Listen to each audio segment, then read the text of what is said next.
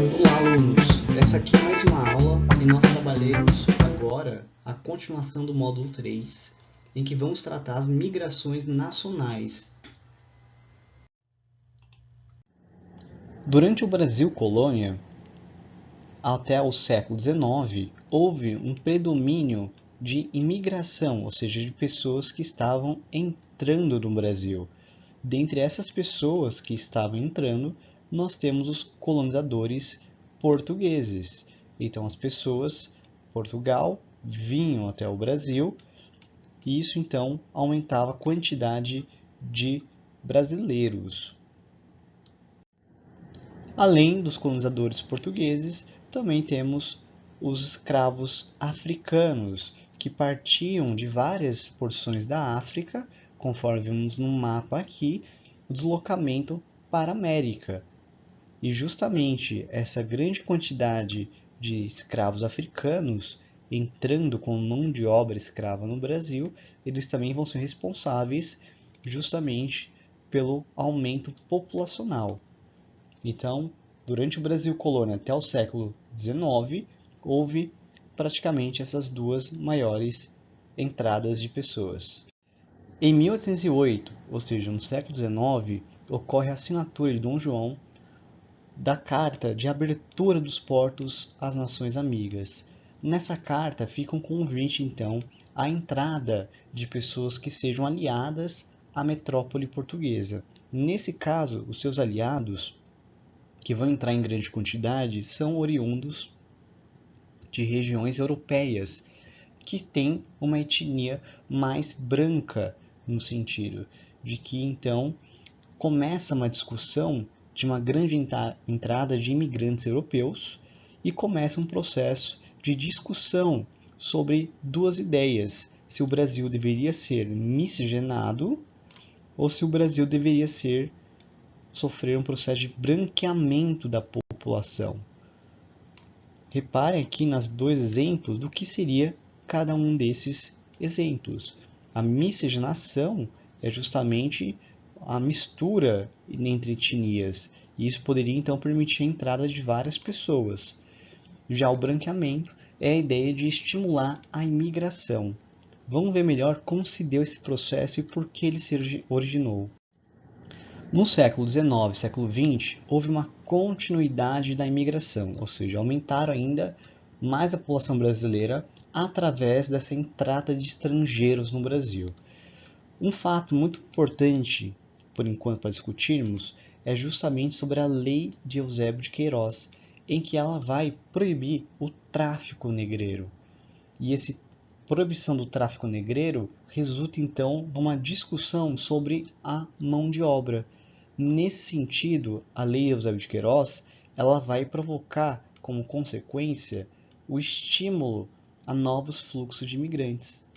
Dessa forma, italianos, alemães e japoneses vão vir em grande quantidade nessa época.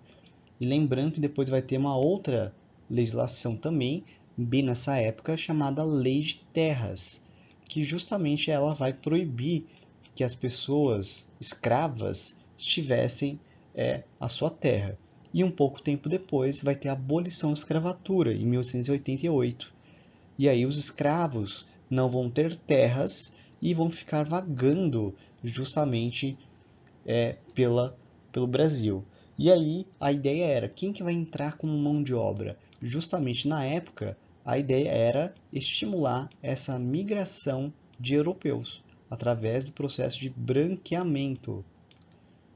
E um fato importante é que justamente a imigração brasileira, então, conforme vemos no gráfico, ele vai aumentar justamente a partir de 1908, 1950, quando ocorre a Lei de Terras, justamente ele vai também incentivar, e repare então no crescimento quando ocorre a abolição da escravidão em 1888.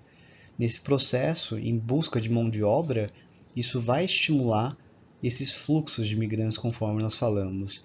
E nessas primeiras datas que estamos vendo aqui, justamente, é quando houve então a maior quantidade de crescimento, até mais ou menos essas datas, né, em que vai anteceder até a Segunda Guerra Mundial.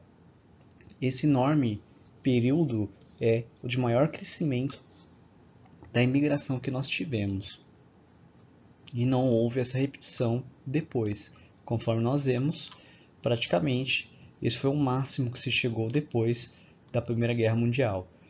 E isso, então, é um ponto muito interessante, mostrar que as guerras mundiais, depois delas, justamente, vão ter novos fluxos migratórios.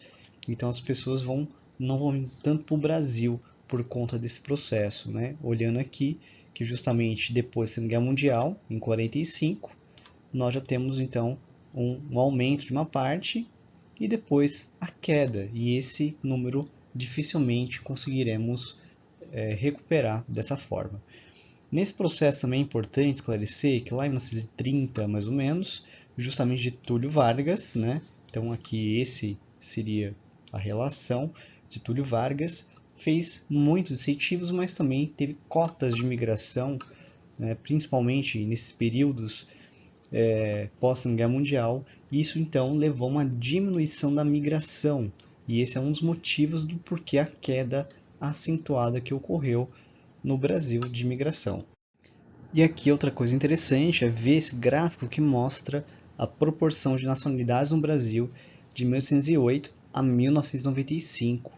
É um dado bem interessante que mostra que os portugueses ainda é um grande número, seguido dos italianos, e depois nós temos outros grupos, né, variados, somados, né, mas que aí temos também espanhóis.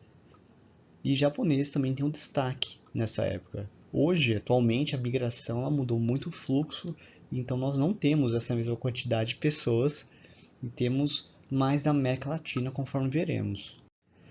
Essa é uma tabela que é importante que vocês observem depois para analisar, né, quais são os grupos que têm mais correspondência. Para quem for prestar vestibular no Paraná, é importante ficar sempre atento a qual é aqueles que vão estar mais disponíveis nas suas regiões, conforme nós veremos. Então, olhar essa tabela e olhar quais são as nacionalidades em que elas estão mais vindo ao Brasil, em quais regiões, é fundamental, pois isso é cobrado no vestibular e isso é fundamental que vocês então tenham essa noção. Os italianos estabeleceram-se na região de Garibaldi, Bento Gonçalves, Caxias do Sul, no Rio Grande do Sul, onde se dedicaram ao cultivo de uva e à fabricação do vinho. Também estabeleceram em Santa Catarina, nas cidades de Orleans, Nova Veneza, Uruçanga e Criciúma. Os italianos, nos primeiros anos do século XX, dedicaram-se às lavouras cafeiras também no estado de São Paulo, que recebeu o maior número deles. Descendentes de imigrantes italianos vivem até hoje em cidades como Tietê, Orlândia, Ribeirão Preto, Araraquara. No Espírito Santo, eles fixaram-se na cidade de Colatina. Em 1824, vieram os colonos alemães, trazidos pelo governo brasileiro, e muitos imigrantes alemães se dirigiram às regiões do Rio Grande do Sul, como São Leopoldo. Depois eles partiram para outras regiões do sul do Brasil.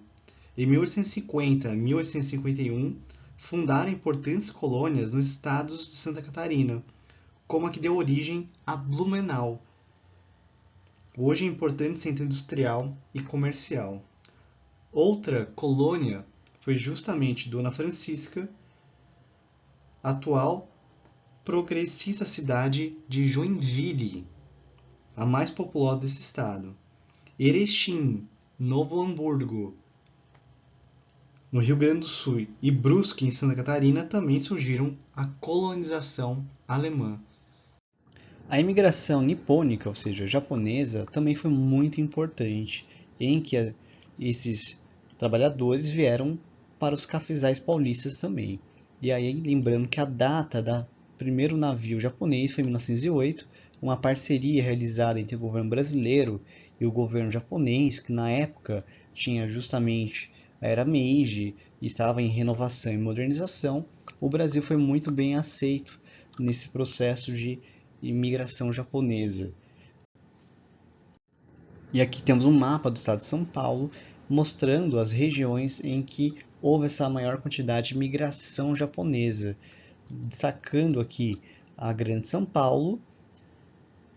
2. O Oeste Paulista, nossa região, onde nós também tivemos produção do café e a cultura do algodão em muitas cidades aqui próximas a nós, e nós inclusive também temos uma colonização destacável, assim como o Vale do Ribeiro do Iguape, onde cultivavam o chá da Índia e a banana, e o Vale Paraíba do Sul, que havia cultura irrigada do arroz. Até o momento, o Brasil teve uma grande entrada de imigrantes. A partir dos anos 80, o Brasil terá um processo inverso. Nós teremos o predomínio da emigração, ou seja, a saída de brasileiros para outros países. Esse motivo é justificado por 3 fatores. Primeiro, é as grandes crises econômicas que o Brasil vai passar.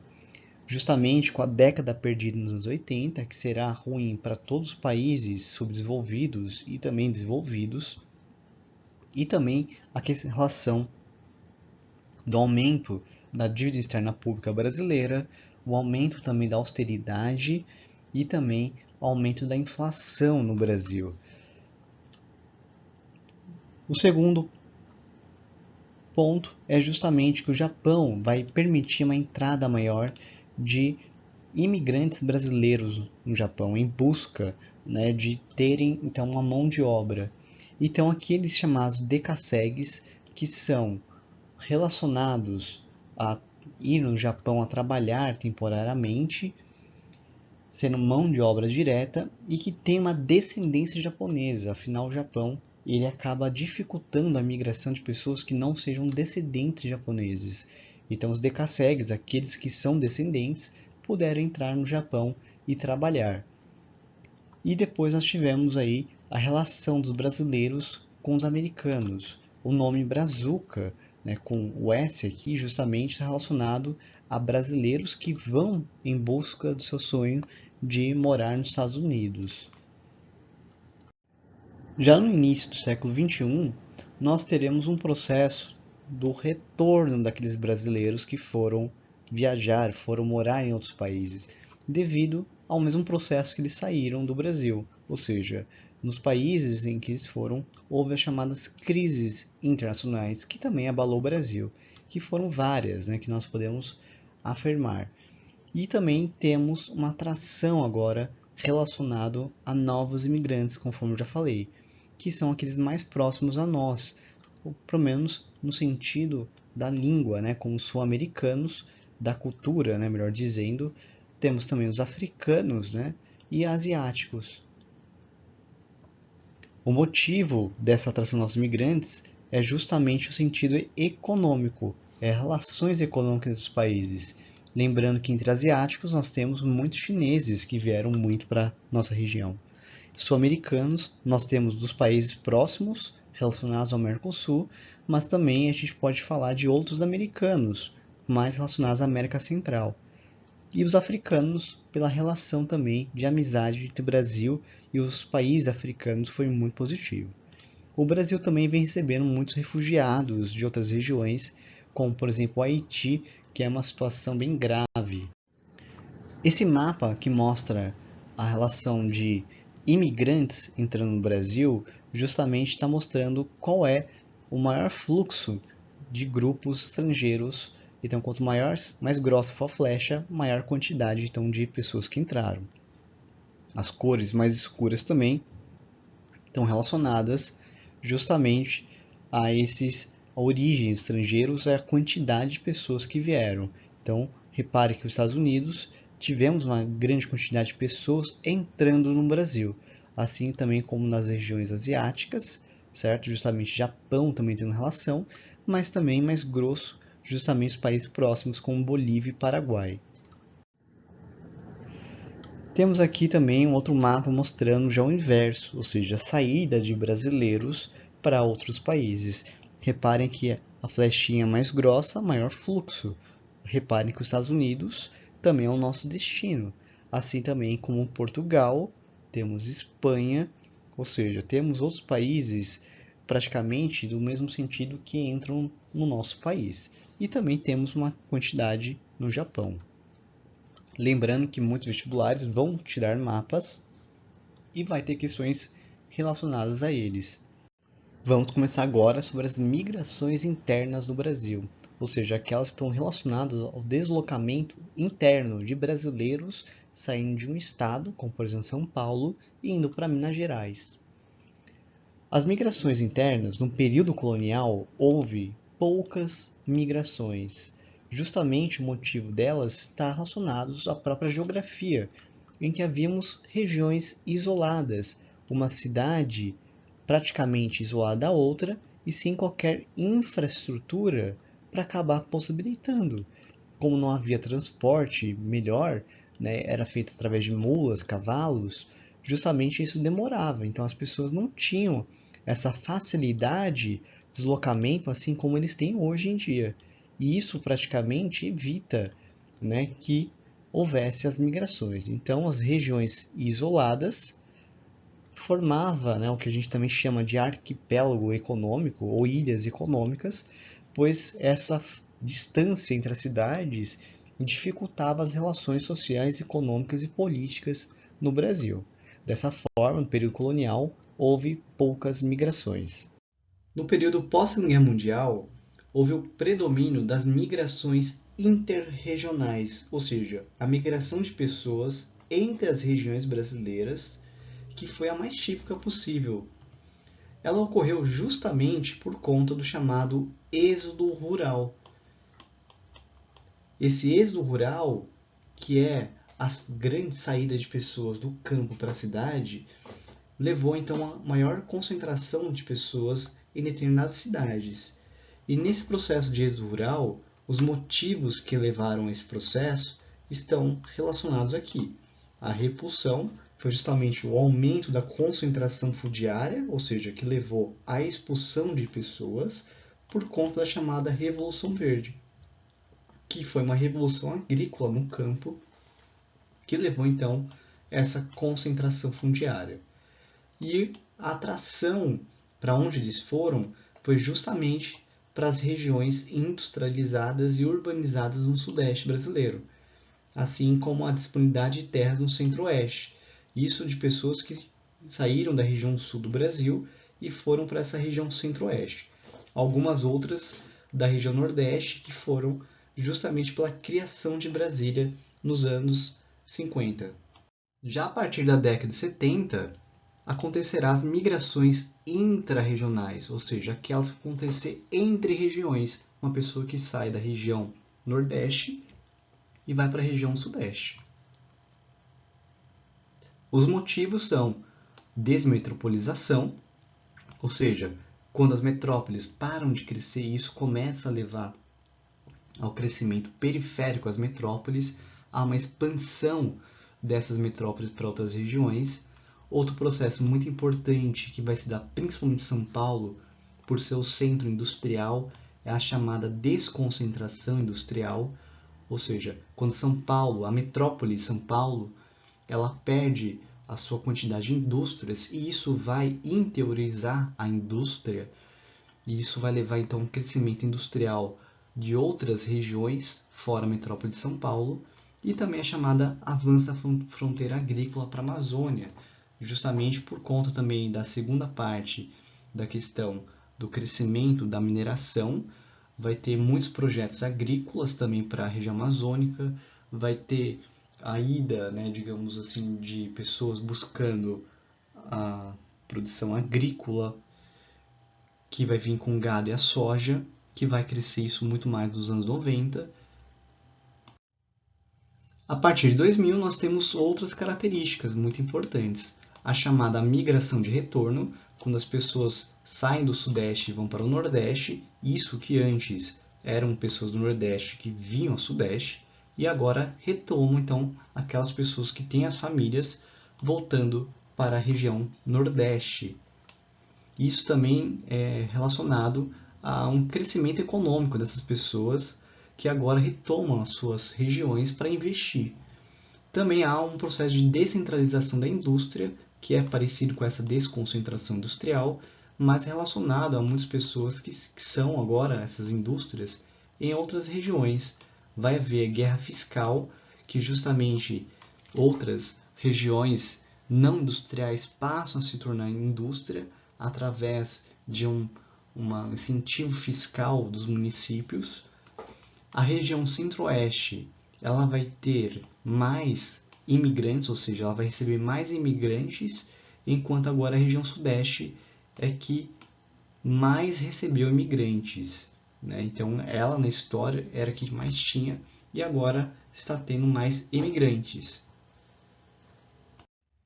No século XXI, houve uma diminuição da migração de pessoas que saíam do Nordeste para o Sudeste, como reflexo do aumento das migrações intra-regionais, ou seja, entre pessoas próximas a outras, como por exemplo uma região de São Paulo que vem para outra região. Isso é intra-regional.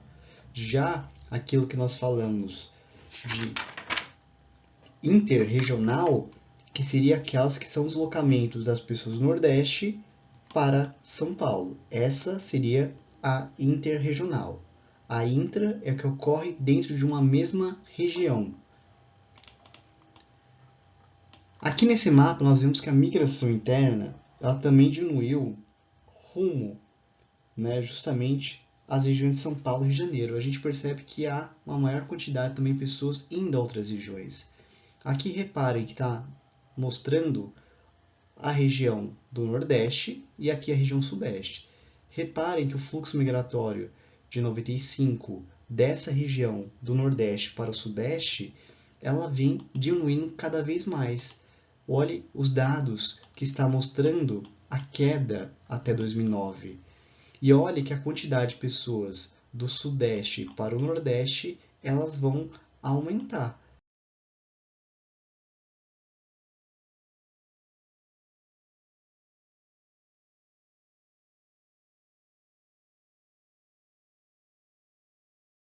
E a esse nome nós chamamos de migração de retorno. Quando aí as pessoas que tinham saído do Nordeste foram para São Paulo, agora vem da região de São Paulo e vai para o Nordeste.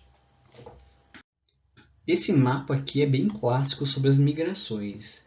Ele mostra 3 momentos do Brasil e mostra justamente sobre as migrações, os motivos que levaram. Repare que nesse primeiro ponto temos aqui a criação de gado, que vai se dar dentro da região, ou seja, intra-regional do Nordeste, pessoas do litoral para o interior, e depois nós temos aí já a migração interregional, onde ocorre a saída de pessoas por conta da mineração.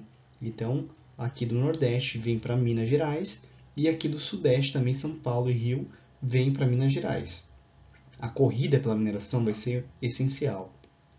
E depois nós temos também uma outra interregional que está relacionada à cultura do café, que das áreas mineradoras vão para o Vale do Paraíba, justamente por conta da queda do ouro, a queda da corrida pelo ouro, leva então as pessoas a procurar essa região. Nesse segundo mapa aqui nós temos a região entre 1860 a 1950. Aqui nessa parte mostra que justamente no Nordeste, por conta da extração da borracha que estava em crescimento na região do Acre, vem então uma grande saída de pessoas da região Nordeste. Isso aqui vem em 2 momentos, né? Entre 1869 e 1912, nessa parte verde, e na rosa, que vem de 1942 a 1945. Esses mapas aqui são muito importantes porque eles são bem um resumo do Brasil. Repara também que tem outro momento da cultura do café, em que pessoas saem do Nordeste e vêm aqui na região de São Paulo. Isso aqui também partem de pessoas da região sul do Brasil para a região de São Paulo. Outro momento vem justamente de 34 a 1940 das culturas do algodão, que pessoas saem de Minas Gerais e da Bahia para o oeste paulista também pelo crescimento. Já que nesse terceiro mapa nós temos aqui já outras mudanças, né? Lembrando aqui do Nordeste para a região do Sudeste, nós temos por conta da indústria, que vai ser um fator muito importante para nós. Assim como a construção de Brasília nos anos 50, vai levar uma grande quantidade de pessoas para essa região, Então, nós temos aqui um grande destaque de pessoas do Nordeste vindo para Brasília, que é a parte da construção. Nos anos 70 e 80, quando acontece o êxodo rural, nós temos pessoas saindo do sul para o centro-oeste e para o norte. E nos anos 80, volta aquela questão da mineração, mas essa mineração lá no Pará. Então, esse que está em amarelo são em relação à mineração no Pará, que vai ter vários projetos para mineração. E depois, nos anos 90, nós temos aqui as tendências que são faladas, que são internos, por conta do crescimento das cidades médias e da desindustrialização, que haverá, então, esse crescimento para as regiões dentro de São Paulo. E agora nós temos as chamadas migrações pendulares, pois esses nomes estão relacionados a um pêndulo, né? Que justamente ele vai e vem. Aqui nós temos 3 exemplos de migrações pendulares: os boias frias, os diários e a transumância. É importante destacar que essas migrações pendulares elas são temporárias e elas podem acontecer também justamente sazonalmente. No caso da migração diária, ela ocorre, digamos, com frequência, mas as pessoas só deslocam por conta do trabalho. Os boias frias são os trabalhadores que não têm qualificação, geralmente moram na cidade e viajam para as fazendas. Ele faz o que a gente chama de movimento urbano rural, muitas vezes diário, mas isso depende muito também, já que o trabalho, né, de corte de cana ele é sazonal, ou seja, é por semestre. Aqui o que é importante destacar também é a relação do trabalho, que é extremamente complicada.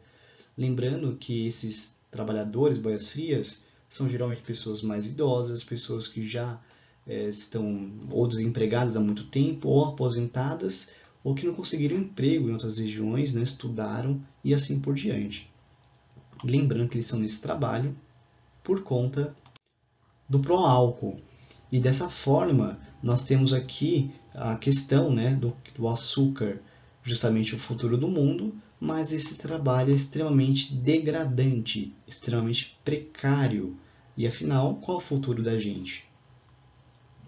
E aqui, os trabalhadores em situações insalubres, sem condições de trabalho, são extremamente precários, uma vez que a OIT também, a Organização Internacional do Trabalho, já considerou esse trabalho de corte de cana-de-açúcar como um trabalho análogo à escravidão.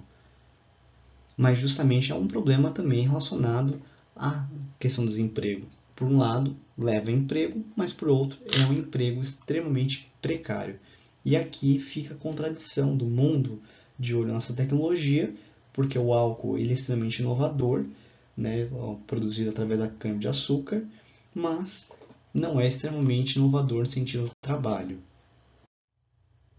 O trabalho do boia fria é extremamente precário e aqui vamos relembrar alguns fatos importantes. Eles precisam usar todo esse aparato, essa roupa, aqui caneleiras para evitar picada de cobra. Tem esse facão extremamente pesado. O movimento que eles fazem para cortar é de cima para baixo, assim como ela está fazendo. Ela vai levanta o facão para cima e vem aqui embaixo cortar. Quanto mais eles cortam, mais eles ganham. Então eles precisam fazer esse trabalho o mais rápido possível. Outra coisa importante é que dá para ver um pouco de fumaça. Geralmente eles atacam fogo no cana-de-açúcar para enfraquecer, deixar a cana mais fraca e facilitar o trabalho das boias frias. Só que isso faz com que a temperatura que fique na região, a sensação térmica, fique muito forte. Então é um trabalho extremamente complicado, sem falar das condições. Banheiro é o ar livre mesmo. Moradia não tem. E lembrando que às vezes ganham muito mal os trabalhadores, que são contratados de forma informal. O movimento pendular diário vocês provavelmente devem conhecer muito bem, a não ser aí pelo coronavírus, né? Mas justamente o movimento de ir e vir da população é justamente esse movimento diário. De manhã, por exemplo, as pessoas se deslocam para o trabalho, como aqui na imagem, a pessoa pega o ônibus, vem ao local de trabalho e depois que ele terminou o trabalho, ele volta para casa. Podemos citar aqui justamente vocês alunos que vêm estudar no cursinho e justamente depois voltam às suas cidades. Eu sei que tem muita gente de Oswaldo Cruz, muita gente de Martinópolis, muita gente de Machado e de outras regiões também. Então isso é muito comum ocorrer esse deslocamento de uma cidade a outra. Esse movimento ele é diário, ou seja, ele vai ser frequente, mas lembrando que esse deslocamento até uma cidade, ela será temporário, pois ela voltará para sua cidade de origem. Ele vai dormir na sua cidade de origem. Então isso mostra muitas dependências das regiões. E por fim nós temos o último movimento pendular, chamado transumância, em que nós temos dois exemplos dessa situação. A transumância trata-se de um movimento pendular temporário associado à sazonalidade, ou seja, relativo às estações do ano. Nós temos o caso de pessoas que partem da região do sertão para a zona da mata e justamente fazem o movimento, né, de busca de mão de obra. Eles vão colher justamente, então eles fazem esses movimentos. Do sertão, lembrando que é uma região bem seca, enquanto a zona da mata é uma região mais propícia à plantação. E aí justamente para a colheita, né, da cana-de-açúcar, entre outros, os trabalhadores partem do sertão, como no caso dessas pessoas, e vão em direção à zona da mata, que é uma região mais úmida e mais propícia então a plantações. E aí eles vão justamente retirar, colher essa produção na região. O segundo exemplo que nós temos de transumância é as pessoas que estão no Pantanal e vão para áreas não alagadas ou em busca justamente de água.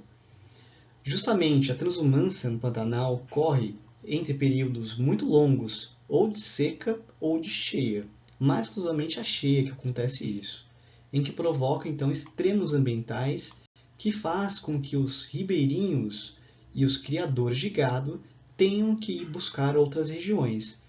No caso, quando ocorre a cheia, como essa imagem, tem que retirar o gado para outras regiões para evitar que o gado, né, seja sujeito a ficar ilhados em regiões e também sujeitos a ataques de animais como onças, por exemplo.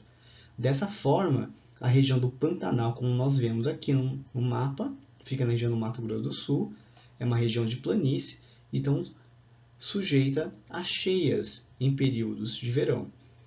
E aí, justamente, essas regiões podem ficar ilhadas e eles têm que buscar outras regiões não alagadas, ou que busquem água para o gado. Em outro vídeo eu vou comentar alguns exercícios e eu peço que vocês tentem fazer primeiro os exercícios e depois conferir o vídeo.